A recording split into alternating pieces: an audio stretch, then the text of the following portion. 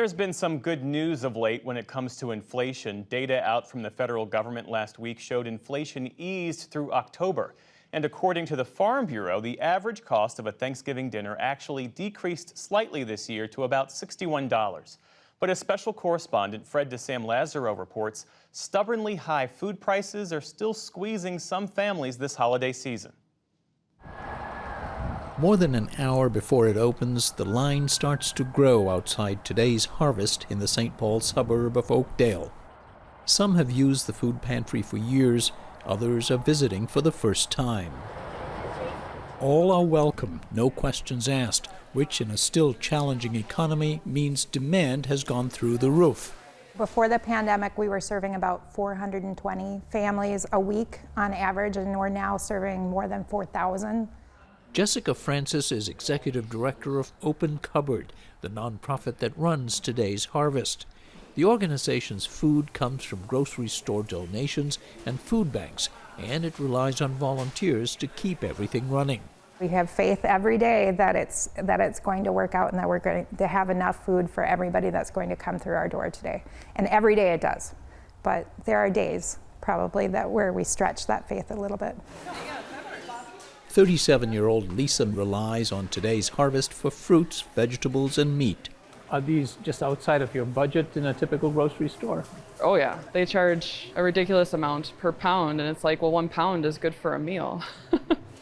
Lisa has struggled to afford housing and spent 7 months in a homeless shelter with her son. She's been sober for 3 years and has focused on her mental health and eating better. I envision being independent from all of this and being able to help people with it instead. But right now, I need the help to be able to get to a point that my cup is full so I can help other people. Across Minnesota, visits to food pantries, also known as food shelves, have skyrocketed from about 3.6 million in 2021 to more than 5.5 million last year.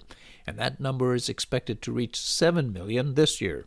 It's just not an emergency food system anymore. It started out to be that. But now it is the way many, many families make it through the month. Colleen Moriarty leads the St. Paul nonprofit Hunger Solutions. She points to inflation driving up the cost of food, coupled with the rollback of federal benefits like SNAP, once known as food stamps, which were temporarily increased during COVID.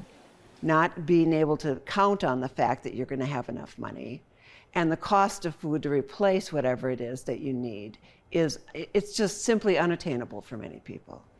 Despite explosive growth in food shelf use here, Minnesota is actually relatively well off when it comes to food security. Many other regions of the country are seeing far greater need. In East Harlem in Manhattan, New York Common Pantry had already been a big provider of food assistance before COVID, supplying grocery packages every 2 weeks and a daily hot meal for those in need. Like in the Twin Cities, the easing of the pandemic has not meant reduced demand. Stephen Grimaldi is the executive director of New York Common Pantry. Before the pandemic, we were serving about 6.3 million meals a year. We're on pace to serve about 11 million meals this year. About 40% of each package given out is fresh fruits and vegetables. The pantry supports nearly 200 locations around the city, but this is its biggest location, and the line stretches all the way around the block. The organization is distributing 6,000 turkeys this Thanksgiving. The turkey and the other goods that I get today. Dolores Martinez started coming to New York Common Pantry in January. She immigrated from the Dominican Republic and lives with her son in Manhattan. She has big plans to share the food she's getting today with her extended family. I'm taking the turkey and other items we'll need from this cart because they don't have much money either. This is a great, great help. So we're seeing increases from almost every group, every demographic.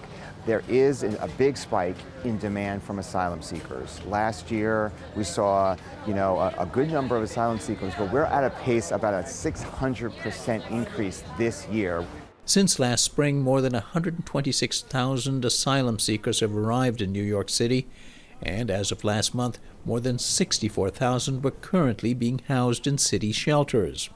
One of those shelters is a former jail around the corner from New York Common Pantry, housing up to 500 people.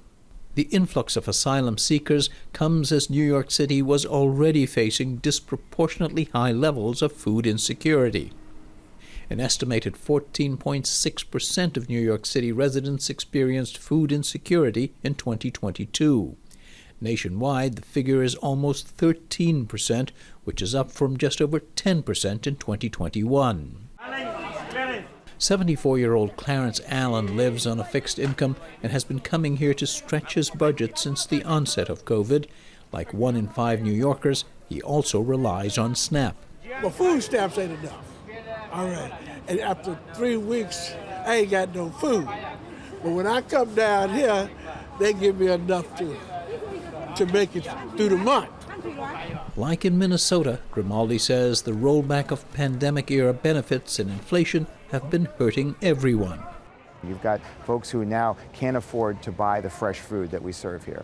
And the challenge, of course, for emergency feeding programs is that we also have to pay for them as well.